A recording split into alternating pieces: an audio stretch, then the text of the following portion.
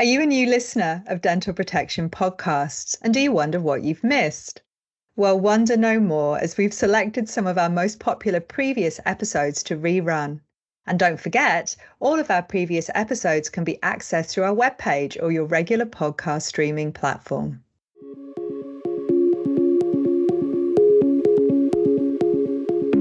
Hello, I'm Dr. Annalene Weston, Dentolegal Advisor for Dental Protection based in Brisbane. And I'd like to welcome you to the next instalment of our RiskBites podcast series, a series produced exclusively for members of Dental Protection. RiskBites looks at the key dental legal risks and issues affecting dental practitioners across Australia and provides helpful advice on guidance on how to steer clear of them, leaving you free to provide safe and high-quality dental care for your patients. Now, in this edition, How Do I Respond to a Solicitor's Letter?, my colleague Dr. Mike Rutherford is going to explore the different types of letters we receive from solicitors and what they actually mean. So thank you for your time, Mike. The first question I want to ask you is, I've received a solicitor's letter. What am I going to do? Well, thanks, Annalene. The first thing is not to panic about it. Solicitors' letters normally sound quite strident and demanding in nature, and it's often hard to understand exactly what is being requested or what is required of you from the solicitor's letter because of the use of legal language and legal terms. So the first thing is stay calm, and in the first instance, you ring Dental Protection and you seek advice from us. We will ask you to forward the letter, and we will see if we can work out what the meaning is, and then we can explain this to you. If we need to ask a legal opinion or engage a lawyer on your behalf, we will assess these requirements. What do the solicitors actually want from me? Well, basically, there's three types of letters that dentists commonly receive from solicitors. The first one is a request for a report or a request for details about a patient. And this is usually in regard to a workplace accident or a motor vehicle accident where the insurer or the solicitor representing the patient is trying to assess what damage occurred due to the incident and what you believe the prognosis will be for the patient. Now, this letter must have an accompanying request for release of dental records from the patient, so you've actually got the patient's consent to do this. This type of report necessarily has to be objective and supported by your clinical records. And so for this, it is important that you seek advice from Dental Protection in the first instance, and we will give you advice and review any drafts that you make of a reply. It is important that it is your words and it is your considered clinical opinion, but the way you go about writing is important so that it doesn't involve conjecture or any statement that can't be borne out and defended by your clinical records or special tests at the time. The second type of letter that you could receive from the solicitor is a simple request for records. Sometimes when you get this, it is unclear whether the solicitor is requesting records with a view to assisting your patient in making a claim against treatment that you have provided, or also because they are lodging the claim against the subsequent or previously treating dental practitioner, and that they want to look at your records to see if there's some conflict in your opinion or if you have redone some of the treatment provided by a previous dental practitioner. Once again, it is best if you receive this letter that you contact us at Dental Protection. You do again need the patient's consent, so there has to be a signed request for records from the solicitor, but it is also worth us having a look to see if we can give you the heads up that there may be a legal claim heading your way. Just because the solicitor requests the records does not necessarily mean that a claim will follow. Very often solicitors will get an expert opinion of your records and they may decide that there is no claim or no chance of a successful claim. Unfortunately, solicitors do not ever write back to you to say not to worry. You just don't hear back.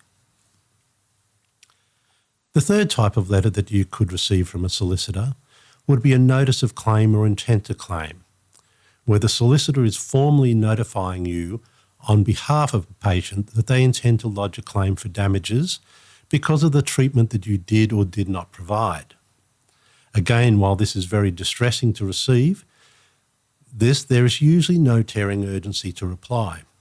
And again, the first thing you should do is to contact Dental Protection, and we will assess this, and in most instances, if you receive a legal claim, we will engage one of our panel of dental negligence lawyers to give assistance and act on your behalf. This means that they will give you and us legal advice on how you should manage the claim. The advantage of this is that you get expert legal opinion, but also the responsibility of replying is delegated to the lawyer, so you can get on with your day job while we look after the legal side. You will, of course, be required to have input, but the actual running of the claim can be left to the lawyers and to dental protection. So what do I have to do, Mike? This is simple, and it's something we've already really discussed.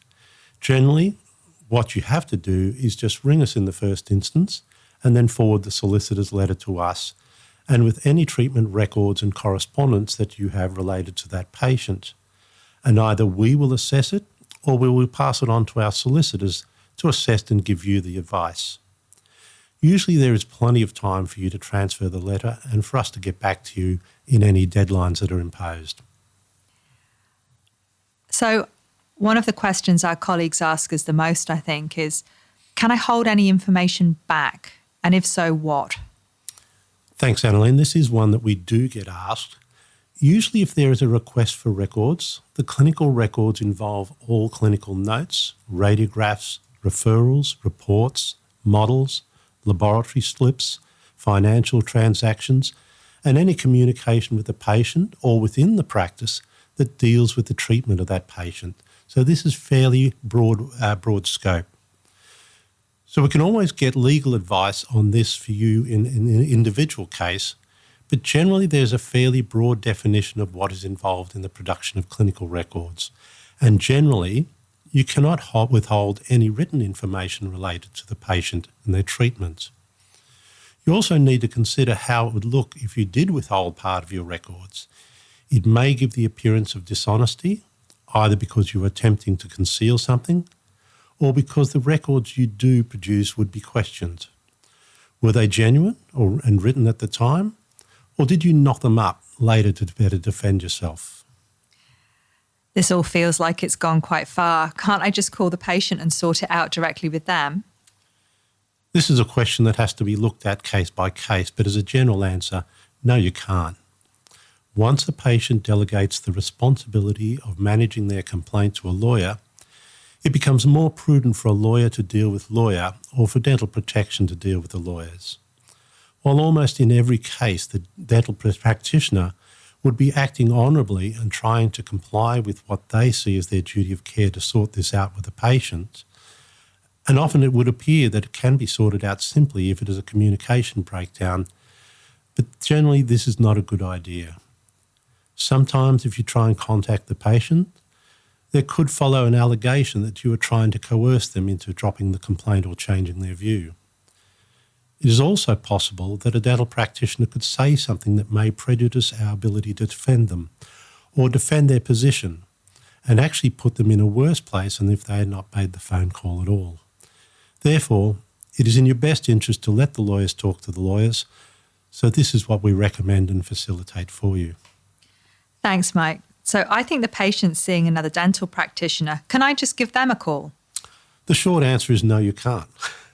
Again, the patient has an entitlement to privacy, and unless your patient has specifically given their consent for you to speak with another dental practitioner, there could well be a breach of privacy if you do.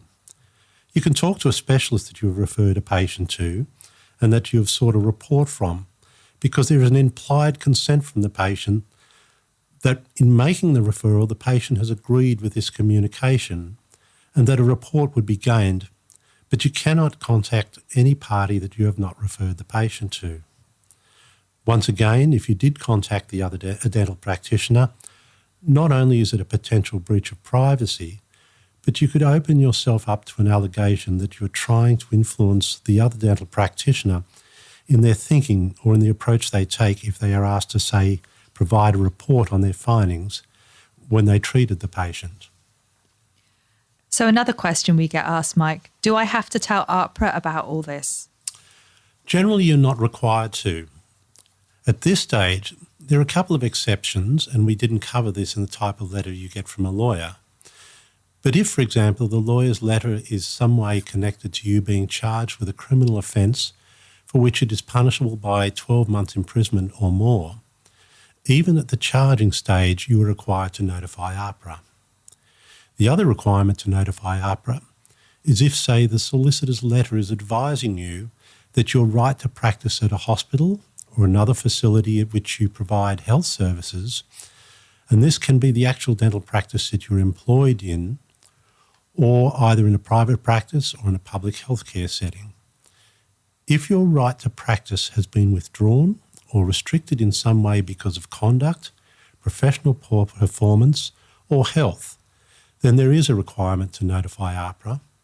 But once again, this is the sort of thing that dental protection can assist you with and give you advice about how to go about it. You might ask, can I phone the lawyer? And yes, you can, if it's not clear what the intent of the letter is. They have got the address wrong, you are not sure about the deadlines, or you believe that a page is missing, you can certainly phone the lawyer. They may or may not be helpful in providing you with information, but once again, we would prefer to assist you with this and guide you on whether we or a lawyer that we employ can provide this information without you ringing them, or whether it is reasonable that you give the lawyer a call. Finally, we look at who manages the process. Ultimately, as a dental practitioner, you are responsible for any treatment you provide. If there is a claim against you, it is ultimately you that have to control the process because it is dealing with you in your role as a dental professional. Having said that, one of the reasons you have professional indemnity is so that we can give you professional advice and, as I have mentioned, engage a lawyer to protect your interests if necessary, and also to give you legal advice. Wrapped up in there, I guess, there is the requirement and the responsibility for you to comply with the requirements of MDA National, who are the insurers and the providers of your professional indemnity. So while you may choose to conduct this in the manner that you would prefer or would think is right, you have to do that in consultation with us and just to make sure that you don't prejudice the insurer's right to conduct this the way that they think is in the best interest of both you and the insurer. Rest assured, though, that in all cases, dental protection's sole purpose is to assist you, the dental practitioner, through this often difficult and emotional process. Thanks, Mike. That was incredibly informative. And thank you, everybody, for listening. We do hope that this podcast has been helpful to you, and we look forward to speaking with you again in the future. Goodbye.